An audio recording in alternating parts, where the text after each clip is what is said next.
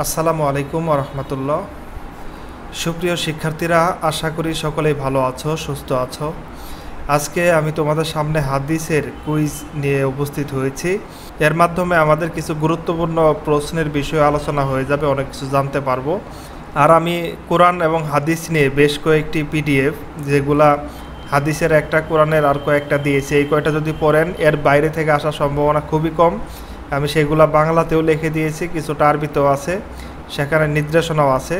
আমার Telegram link দেওয়া আছে, এই লিঙ্কে গেলেই পাবেন, অথবা ফেসবুকের যে গ্রুপ আছে ডি ইউনিট ইসলামী বিশ্ববিদ্যালয়, সেখানে যুক্ত হবেন। আমার ফেসবুক পেজের লিঙ্ক দেওয়া থাকবে এই ভিডিও ডেসক্রিপশনে, সেখান থেকে আপনারা এসব সংগ্রহ করে নেবেন। আর হ্যাঁ, এর বিনিময়ে আপনাদের কাছে তেমন কিছুই চাই না, শুধু আমার জন্য দোয়া করবেন। আর আমার এই কাজের মাধ্যমে যদি আপনি উপকার পান, অপর কাউকেও উপকার করার চেষ্টা করবেন, এটাই আমার চাওয়া। ইমাম ইবনু হাজার আসকালানি রচিত উসুলে হাদিস বিষয়ক গ্রন্থ কোনটি? উসুলে হাদিস বিষয়ক গ্রন্থ হলো নুখবাতুল ফিকার। এরপরে আমরা দেখি এখানে ফাতহুল বারি। বারি নাম অধিকাংশই কিসের? বুখারীর ব্যাখ্যা গ্রন্থ। আর মুস্তালাহুল হাদিস, এটি হলো যে আপনার এর লেখককে মাহমুদ আত্তহান। এই প্রশ্নগুলোও আসে। এরপরে 2 নম্বর প্রশ্নতে আসি। মুকাদ্দিমা ইবনু সালাহ নামে পরিচিত গ্রন্থটি জ্ঞানের কোন শাখার সাথে বেশি জড়িত? কোন শাখার সাথে বেশি জড়িত? আমরা যেহেতু হাদিস পড়তে আসছি, তাহলে এখানে হাদিসই হবে। হাদিস অনুসারে যাকাত ইসলামের কততম স্তম্ভ? হাদিস অনুসারে যাকাত ইসলামের আপনার হলো যে প্রথমে কালিমা, তারপরে নামাজ, নামাজের পরেই যাকাত, তার মানে 3য় স্তম্ভ। প্রতিদিন সকালে কতটি আজওয়া খেজুর খালি পেটে খেলে সেদিন তাকে কোনো বিষ বা জাদু ক্ষতি করতে পারবে না বলে হাদিসে বর্ণিত হয়েছে? কয়টি হাদিসে বর্ণিত হয়েছে? আমরা দেখি যে এখানে কয়টা হাদিসে। আমরা যদি 3টা দেই তাহলে হবে না, আমরা কয়টা দিতে হবে? 7টা দিতে হবে। দেখি 3টা দেই, এই যে ক্রস। তার মানে এই নিয়ে 7টা হাদিসে বর্ণিত আছে যে প্রতিদিন আজওয়া খেজুর খালি পেটে খেলে সেদিন তাকে কোনো বিষ বা জাদু ক্ষতি করতে পারবে না। এছাড়াও জাদু ছুটা, রাসূলুল্লাহ সাল্লাল্লাহু আলাইহি সাল্লামকে জাদু করেছিল রাসূলুল্লাহ সাল্লাল্লাহু আলাইহি সাল্লামের মাথার চুল নিয়ে, সেটা এক কুয়োর ভিতরে রেখে দিয়েছিল। অনেক দিন তিনি দিনের পর দিন ক্রমাগত অসুস্থ হয়ে যেতে লাগলেন। পরে আল্লাহ পাক সূরা ফালাক এবং নাস কি করলেন? নাজিল করলেন এবং জিবরাইলকে বললেন যে অমুক কুয়ার ভিতরে এরকম পাথরের নিচে আপনার চুলটা 11টা গিট দিয়ে রাখা হয়েছে। তারপরে তিনি এই সূরা ফালাক আর নাসে 11টা আয়াত আছে, তারপর সেই চুল উদ্ধার করে একটা করে আয়াত করলেন, আর একটা করে কি করলেন? রাসূলুল্লাহ সাল্লাল্লাহু আলাইহি সাল্লাম সেই চুলের গিটটা খুললেন। এরপরে 11টা গিট খোলার পর থেকে তিনি সুস্থ হয়ে যেতে শুরু করলেন। চুক্তিবদ্ধ জিম্মিকে হত্যার পরকালীন পরিণাম হাদিস অনুসারে কি হবে? হাদিস অনুসারে হবে সে জান্নাতের ঘ্রাণও পাবে না। নিম্নের কোনটি আহাদ হাদিস বা খবরে ওয়াহেদের প্রকার নয়? কোনটি খবরে ওয়াহেদের প্রকার নয়? আমরা দেখি, সেটা হলো মুতাওয়াতির। আমি বলার আগে আপনারা একবার করে মিলাই নেবেন যে উত্তরটা সঠিক হচ্ছে কিনা।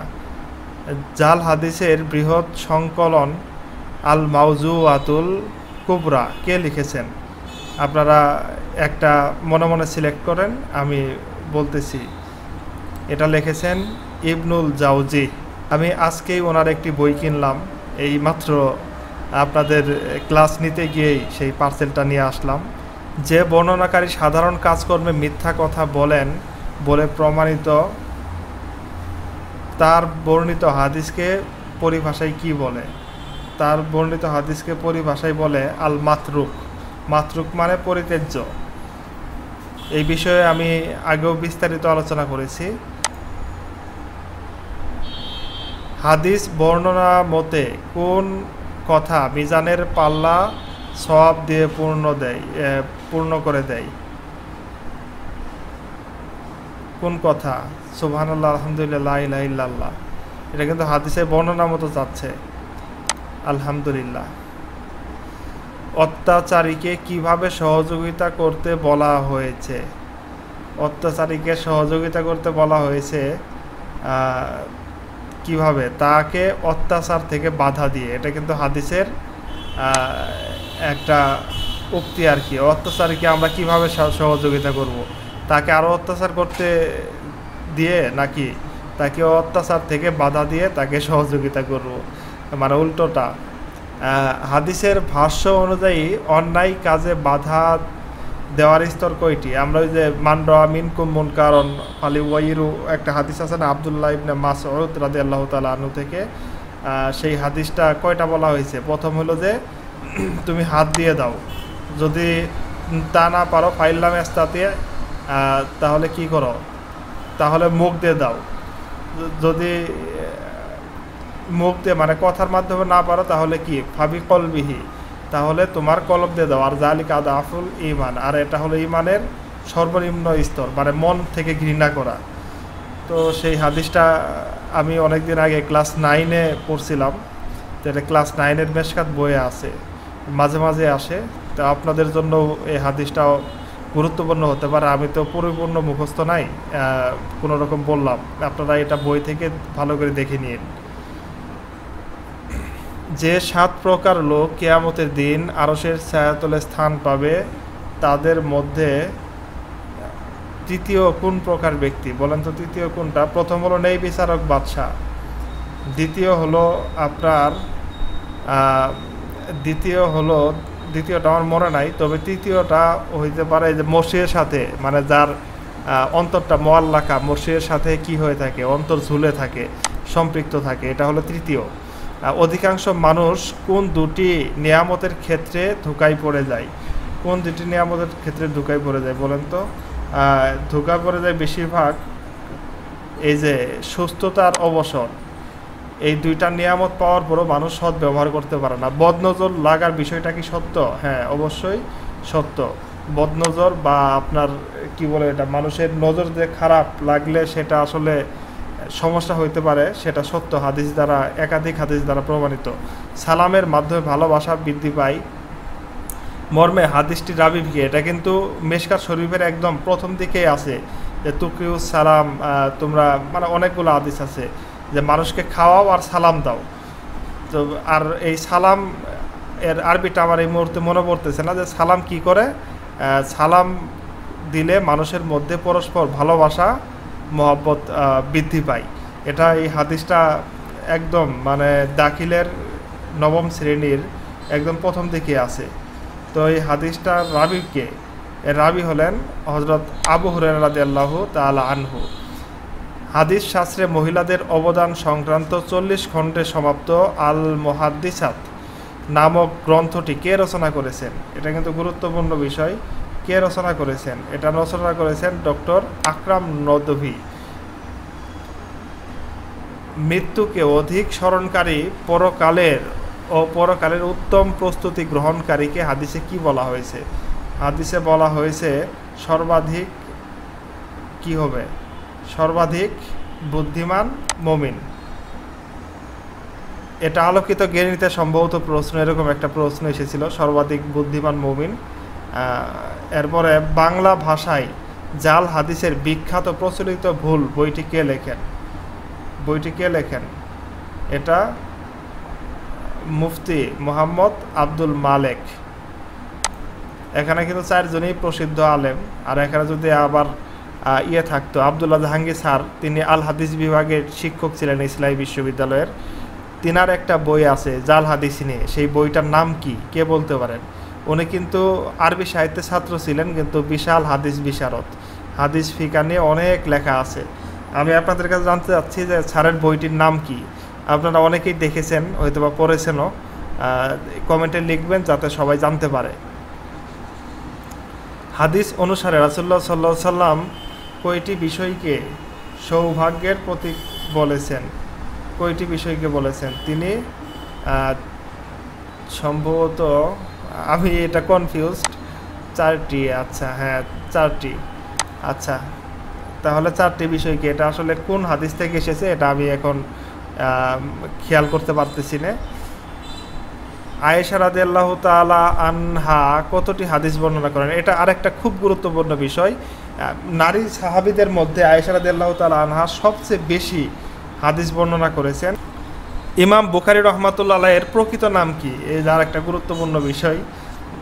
আমরা গতকাল ইমাম বুখারী, মুসলিম রহিমাহুল্লাহ, আবু হানিফা রহিমাহুল্লাহর কি প্রকৃত নাম পড়েছি, কিন্তু এখন দেখেন এখানে অনেকে ইসমাইল দিতে পারেন, কিন্তু ইসমাইল ভুল হবে, দেখেন ভুল, তার মানে কোনটা হবে? ইমাম বুখারী রহমাতুল্লাহ আলাইহির প্রকৃত ছোট নাম ইবনে ইবনে ইবনে অনেক চলে যায়, কিন্তু আসল নাম হলো মোহাম্মদ। যে হাদিসের সনদ সাহাবী পর্যন্ত পৌঁছেছে তাকে কি বলে? তাকে কি হাদিস বলে বলেন তো? হাদিস এই দিক থেকে, সনদের দিক থেকে ওই প্রকার।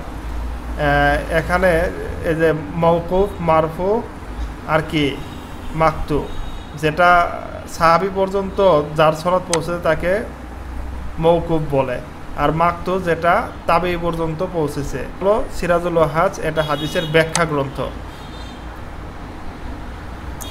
হাদিস অনুযায়ী সর্বোত্তম কথা কোনটি বলেন তো? সর্বোত্তম কথা অবশ্যই লা ইলাহা ইল্লাল্লাহ। ইবনু হাজার আসকালানি রহমাতুল্লাহ আলাইহির গণনা মতে সহিহ হাদিসের বর্ণনা কত? সহিহ হাদিসের বর্ণনা কত হতে পারে? এটা হলো এই সংখ্যাটা 7397টি। এটা ইবনু হাজার আসকালানি রহমাতুল্লাহ আলাইহির বর্ণনা মতে।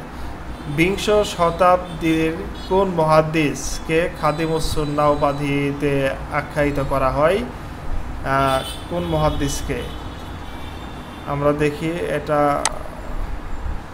শাইখ শুআইব আরনাউত। সহিহুল বুখারী সর্বশেষ হাদিসটি কোন অধ্যায়ের অন্তর্ভুক্ত? সহিহুল বুখারীর সর্বশেষ হাদিসটি কিতাবুত তাওহীদ অধ্যায়ের অন্তর্ভুক্ত।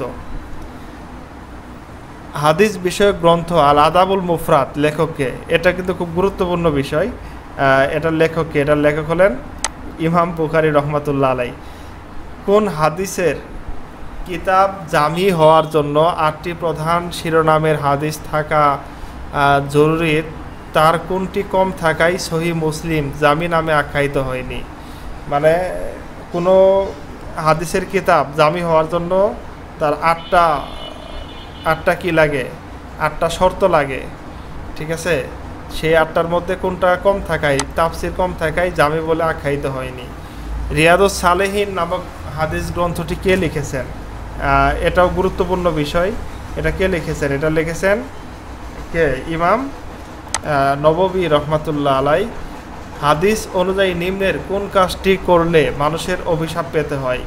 কোন কাজটি করলে মানুষের অভিশাপ পেতে হয় বলেন তো? সেটা হলো যে আপনার রাস্তায় পেশাব পায়খানা করলে শুধু মানুষের অভিশাপ না, জিন ভূতদের অভিশাপ আপনার লাগে যাইতে পারে যদি এই কাজটা আপনি করেন। নিম্নের কোন হাদিসের কিতাবটি একই সাথে সুনান ও জামি? এটাও গুরুত্বপূর্ণ বিষয়। সুনান এবং জামি, সুনানে তিরমিজি, এটা আমরা অনেকে যে আবার দেখেন এখানে সুনানে তিরমিজি আমরা সবসময় বলি, আবার এখানে লেগে দিচ্ছে জামে তিরমিজি। হাদিসে বলা হয়েছে 3টি কাজের জন্য মসজিদ বানানো হয়, নিম্নের কোন কাজটি তার অন্তর্ভুক্ত নয়? কোন কাজটি অন্তর্ভুক্ত নয় সেটা হলো যে দেখেন এখানে আল্লাহর জিকিরের জন্য কিন্তু মসজিদ তৈরি করা হয়, এটা কোরআন হাদিসে আছে। সালাত আদায় এটা তো অবশ্যই, কোরআন তেলাওয়াত এটার জন্যই, কিন্তু গবেষণা করার জন্য মসজিদ বানানো হয় না। ছাত্র হাদিস পড়বে আর শিক্ষক তা চুপ করে শুনবেন, এই পদ্ধতির হাদিস বর্ণনাকে পরিভাষায় কি বলে? এটাকে পরিভাষায় বলে কি? আল ইজাত, আল কিরাত। হাদিসের আলোকে কাকে নিকৃষ্ট চোর বলা হয়? যে নামাজ চুরি করে, আছে নাকি? যে মানে যে নামাজে রুকু সিজদা ঠিক মতো আদায় করে না। জ্ঞান অর্জনের জন্য প্রয়োজনে চিনে যাও, এটি কোন ধরনের হাদিস? এটি একটি জাল হাদিস, জয়ীব হাদিস না, জয়ীব হাদিস ভুল হবে, জাল হাদিস মানে একদম যার কোনো অস্তিত্ব নাই। এটা একটা প্রবাদ। ইতিহাসে সর্বপ্রথম কারা জাল হাদিস রচনা করে? ইতিহাসে সর্বপ্রথম জাল হাদিস রচনা করে এই খারেজি সম্প্রদায়। উসুলে হাদিসের ক্ষেত্রে হাসান সহি প্রবর্তন করেন কোন হাদিস? কোন মুহাদ্দিস? আর সেটা উসুলুল হাদিসের ক্ষেত্রে হাসান সহিহ ইমাম তিরমিজি রহমাতুল্লাহ আলাই। ইবনু হাজার আসকালানী রহমাতুল্লাহ আলাই প্রণীত বুলুগুল মারাম গ্রন্থটি কি বিষয়ক সংকলন? আর এটা হলো আপনার বুলুগুল মারাম হলো যে আপনার হুকুম আহকাম বিধান বিষয়ক, আর ফজিলত ফাজাইলে কিতাব আরও কী কী জানে আছে, মানাকিব আকিদার ক্ষেত্রে আলাদা কিতাব, কিন্তু এই বুলুগুল মারাম এটা আহকাম মানে হুকুম আহকামের বিষয়ক একটা কিতাব। নিচের কোন গ্রন্থটি সহিহুল বুখারীর ভাষ্য গ্রন্থ নয়? আমি কি বলছিলাম যে আপনার যেগুলাই কি হবে, যেগুলাই বাড়ি থাকবে, যেগুলাই বাড়ি আর সারি থাকবে সেগুলাই কি বুখারীর ভাষ্য গ্রন্থ বা ব্যাখ্যা গ্রন্থ। তার মানে এখানে উমদাতুল কারি, ফাথুল বারি, এরপরে তুহফাতুল ওয়াজি, ইরশাদুল সারি। দেখেন এখন এই সারি বাড়ি এগুলা বাদ দিয়ে তুহফাতুল আহওয়াজি আছে, এটা দিলাম, এই যে উত্তর হয়ে গেছে। শাইখ জুবায়ের আলী জাই কোন দেশের বিখ্যাত মুহাদ্দিস? তিনি হলেন পাকিস্তানের বিখ্যাত মুহাদ্দিস, এটা আসার সম্ভাবনা নাই। নবী সাল্লাল্লাহু আলাইহি সাল্লামের স্ত্রীগণের বর্ণিত হাদিসের সংখ্যা কত? হাদিসের সংখ্যা হলো কি হতে 2822টি। এর মধ্যে আয়েশা রাদিয়াল্লাহু তাআলা আনহারই কত 2210টি। যে আবার এখানে চলে এসেছে বলতে বলতেই। উম্মুল মুমিনের মা আয়েশা কতটি হাদিস বর্ণনা করেন? কতটি হাদিস বর্ণনা করেন? এখানে আছে যে 2210টি। হযরত আবু হুরায়রা রাদিয়াল্লাহু তাআলা আনহু কতটি হাদিস বর্ণনা করেন? আবু হুরায়রা রাদিয়াল্লাহু তাআলা আনহু আমরা এখানে সবচেয়ে বেশি কোনটা, মানে তার হাদিস হলো 4000-এর উপরে, 4000-এর নিচে যেগুলো আছে সেগুলো আমরা বাদ দিই, তার মানে যে 5064 যেটা আছে ওইটাই। এখানে আবার একটু বিস্তারিত দেওয়া আছে, দেখেন আবু হুরায়রা রাদিয়াল্লাহু তাআলা আনহু কতটি, ইবনে আব্বাস কতটি, এরপরে জাবের কতটি, এটা একটু একটা স্ক্রিনশট মেরে নেন, এটা লাগতে পারে। আর মহিলাদের মধ্যে সবচেয়ে বেশি হলেন আয়েশা রাদিয়াল্লাহু তাআলা আনহা, আর পুরুষদের মধ্যে সবচেয়ে বেশি হাদিস হলো আবু হুরায়রা রাদিয়াল্লাহু তাআলা আনহু। হযরত ইবনে আব্বাস রাদিয়াল্লাহু তাআলা আনহু কতটি হাদিস বর্ণনা করেন? এটা আমরা একটু আগেই সেই চার্টটা দেখলাম, চার্টের মধ্যে কি ছিল 2660টি। এরপরে উমর রাদিয়াল্লাহু তাআলা আনহু তিনিও অনেকগুলো হাদিস মানে 2000-এর উপর তিনি কি করেছিলেন, 2000-এর উপর তিনি বর্ণনা করেছিলেন। এখন দেখি 2000 এটা না 2030 এটা হয়েছে। এরপরে জাবের রাদিয়াল্লাহু তাআলা আনহু কতটি হাদিস বর্ণনা করেছেন? আমরা জানি জাবের রাদিয়াল্লাহু তাআলা আনহু তিনি কতটি হাদিস বর্ণনা করেছেন? তিনি হলেন কত হতে পারে, আচ্ছা এটা আমরা একটা দেই, এটা 2210, তো আয়েশা রাদিয়াল্লাহু 3200, এটাও হওয়ার সম্ভাবনা নাই। এরপরে দেই এটা 2540। এরপরে হযরত আনাস রাদিয়াল্লাহু তাআলা আনহু কতটি হাদিস বর্ণনা করেছেন? আনাস রাদিয়াল্লাহু তাআলা আনহু বর্ণনা করেছেন আপনার 2686টি। হযরত আবু সাঈদ খুদরি রাদিয়াল্লাহু তাআলা আনহু কতটি হাদিস বর্ণনা করেছেন? তিনি বর্ণনা করেছেন 2270টি। হাদিসের ভাষ্য অনুযায়ী হাদিসে লম্বা হাত বলতে কি বোঝানো হয়েছে? লম্বা হাত বলতে কি বোঝানো হয়েছে? এটা হলো যে আপনার খাটো হাত, যারা দান করে না তাদেরকে খাটো হাত বলে বা নিচু হাত বলে, দানশীলতা। সর্বপ্রথম সংকলিত হাদিস সহিহ হাদিস গ্রন্থ কোনটি? এটা গুরুত্বপূর্ণ আছে। সর্বপ্রথম সংকলিত সহিহ হাদিস গ্রন্থ হলো মুয়াত্তা মালিক।